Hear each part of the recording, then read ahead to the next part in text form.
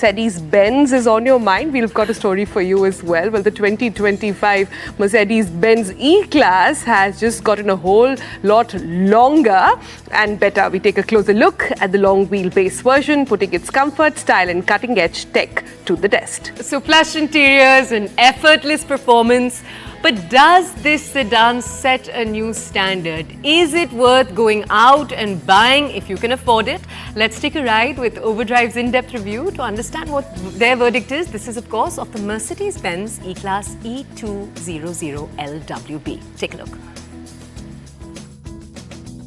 We are in that era of the Indian luxury car market where long wheelbase cars could become as common as smartphones. And here is Mercedes-Benz flexing its Germanic muscles with the new E-Class. Like the outgoing W213, the new W214 long wheelbase is again exclusive to India in its right-hand drive avatar. It's here to remind you of two things. One, it kick-started the long wheelbase trend. And two, in this space, size does matter, especially when you're going to be chauffeured around.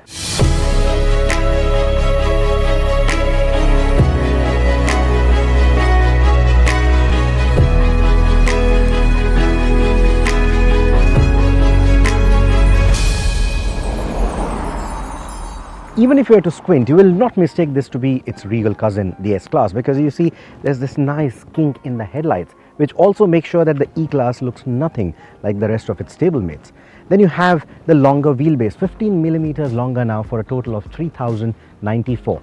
Still not as long as the standard wheelbase of the S-Class, but longer than the outgoing car. Then you also get these flush door handles. These, along with this quarter glass, which unlike the global E-Class where it sits on the door, here it sits on the bodywork. So all of this comes together to make the new E-Class feel like a younger S-Class than a grown-up C. It looks every bit a stately limo, and despite rolling on 18-inch wheels, its proportions somehow still appear graceful.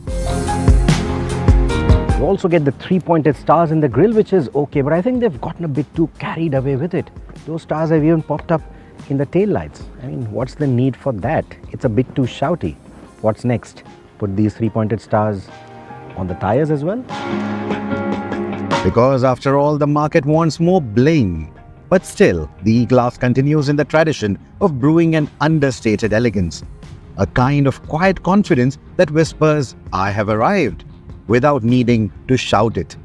It appears even more elegant and poised in the lighter colors. And for those looking at the 200 badge on the boot, don't be fooled into thinking you're driving the entry-level afterthought. The E200 zips along quite happily, feeling sprightly rather than sluggish, and even the exhaust note piped through the speakers adds a touch of sportiness. Of course, that engine may not have the brawn of its bigger siblings, but it won't leave you bored either. And that exhaust note being amplified through the speakers, I think it's a nice touch considering how silent this cabin can get. Oh, and speaking of the cabin, the ambient lighting sort of creates a lasso around all the seats. It goes from behind the rear seats as well, and that makes for a very nice lounge-like experience. But as you would expect with the E-long wheelbase, the real party piece is of course the rear seats. So you can also extend the under-thigh support by about 40 millimeters, which is a good touch. You can also recline the seats. Of course, it's not the first class seating like you experience with the S-Class or even the EQS for that matter. But then again, this is a proper business class vibe that Mercedes-Benz is going with.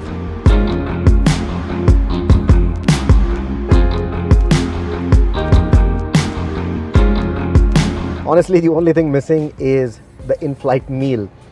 But there's also no 3-pin plug to charge your old school gadgets. But for all your newfangled tech, there are enough USB-C ports in here. There's a wireless charger. So all your new age phablets, laptops, they should be fine.